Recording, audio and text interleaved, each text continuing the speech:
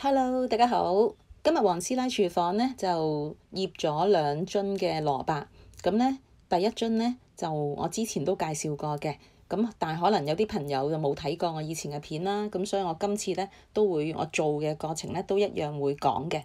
咁呢2款嘅蘿蔔呢都係好好味嘅，咁而且呢第一款嗰個蜜糖醃蘿蔔呢仲係可以對於咳啦，即係久咳、百日咳啊之類咧，都係非常好嘅。咁同埋咧，我都通常1年我都要整2-3次嘅，因為好快咧就會食晒㗎啦。咁好啦，我今朝咧就去咗街市，咁啊買咗3棵好肥嘅，即係好飽滿嘅蘿蔔翻嚟啦。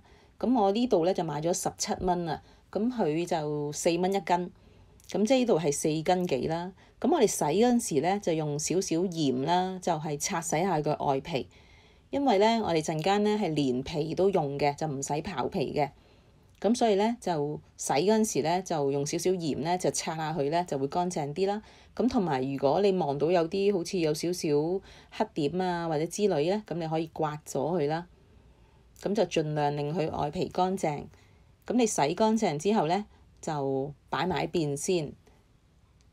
咁同埋蘿蔔咧，佢本身有少少辛辣味嘅。咁佢呢隻辛辣嘅成分咧，就係叫二硫氰酸酯。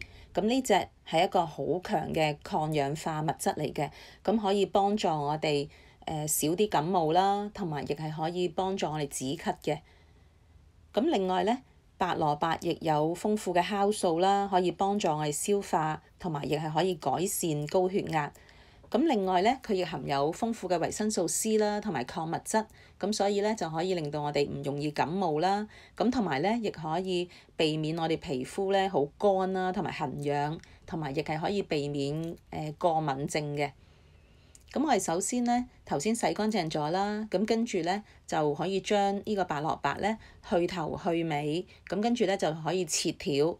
咁其實佢嗰個粗幼咧都係跟你自己喜歡。咁我自己咧就比較中意粗啲嘅，即係大條啲嘅，因為咧陣間你醃完之後咧，佢係會縮細嘅。咁如果你切得太細條咧，佢再縮細咗之後咧，你就會變得冇咁好㗎啦，口感嗰度就會冇咁好㗎啦。咁我就中意大條，同埋我先生都係好中意咁樣咧，即係比較粗啲嘅蘿蔔條咧，咁啊食落去咧就會覺得好味嘅。咁而家咧，我就落咗6茶匙嘅鹽啦，就首先醃下佢先。咁你醃下佢咧，佢就會出緊一啲水啦。咁但係佢又唔會話出晒嘅，咁所以咧就可以令到佢更加好味嘅。咁而家咧我就由佢喺度30分鐘。咁30分鐘之後咧，你可以睇下咧，佢其實已經出咗啲水㗎啦。咁你可以就倒咗呢啲水去啦。咁其實呢個方法就非常簡單嘅。咁你哋可以買幾支蘿蔔返嚟咧，就可以做㗎啦。咁你做完之後咧，其實就起碼可以食幾個月嘅。咁尤其是我先生咧，就好中意食嗰隻蜜糖嘅蘿蔔嘅。咁所以你時見我點解？如果你有睇過我以前嘅片，可能你會覺得啊，點解我好似出過嘅咁樣，即係都講過嘅。因為咧，我做嗰陣時，咁我咪拍咯，拍片，跟住我咪再介紹俾大家咯。因為有啲時候可能耐咗，你哋唔記得啦，又或者有啲新嘅觀眾啦，可能未睇過嘅。咁而家呢個樽咧，啲玻璃樽嚟嘅。咁我就要揾一啲熱水啦，就啷下佢啦。其實呢個係一個消毒嘅過程嚟嘅。咁呢啲樽咧就係我買甜醋啊，即係有時咧以前有時整嗰啲薑醋啊，嗰陣時買甜醋咧，咁買一樽咁樣甜醋，咁你用完之後個玻璃樽咧就可以留返啦。咁好多時候咧我都會攞嚟醃嘢，咁同埋呢啲樽好大個啦，咁都幾好用嘅。咁我就將嗰啲蘿蔔咧就放入啲樽裡面啦。咁由於咧我老公咧就好中意食嗰個蜜糖浸蘿蔔嘅，尤其是當佢覺得個喉嚨有啲唔舒服啊之類咧，佢就會倒出嚟飲啦，同埋食嗰啲蘿蔔嘅。咁而家咧我就將佢加蜜糖啦。咁頭先俾你睇到呢隻蜜糖咧，我就喺大新超市嗰度買嘅。咁都比較平嘅。好似我印象中好似係40零蚊到啦，好似48蚊到啦一樽，好大樽。咁但係你話佢係咪即係純唔純正啊咁咧？咁我相信有時一分錢一分貨啦。咁始終你48蚊到咁大樽咧，咁應該都唔會話真係好純正得好緊要啦。咁但係咧，我上次都係用呢種蜜糖去浸咧，嗰個功效都係一樣 OK 嘅，好嘅。咁所以咧，我就覺得冇所謂啦。因為如果你要買嗰啲好貴嘅蜜糖咧，其實有時幾百蚊咧都係好少嘅。咁好啦，我倒晒落去之後咧，其實就而家去到一半啦。如果你可以嘅，就可以再落多啲。咁但係就算而家咁一半咧，其實都冇問題嘅，因為咧你聽日咧你可以攞出嚟再熬勻下佢啦。咁其實佢咧係會嗰啲蘿蔔會繼續會出水啦。咁同埋咧佢係會沉翻落去嘅。咁好啦，我哋就再整第二種嘅蘿蔔啦。就係用醋去浸嘅。咁我哋首先咧就度一啲砂糖啦，量度一啲砂糖先啦。咁其實咧個砂糖嗰個份量咧就係等於醋嘅份量嘅一半就得㗎啦。咁醋咧我大概會用350毫升啦。咁呢度糖咧就用170克。咁你稱下佢啦，170克。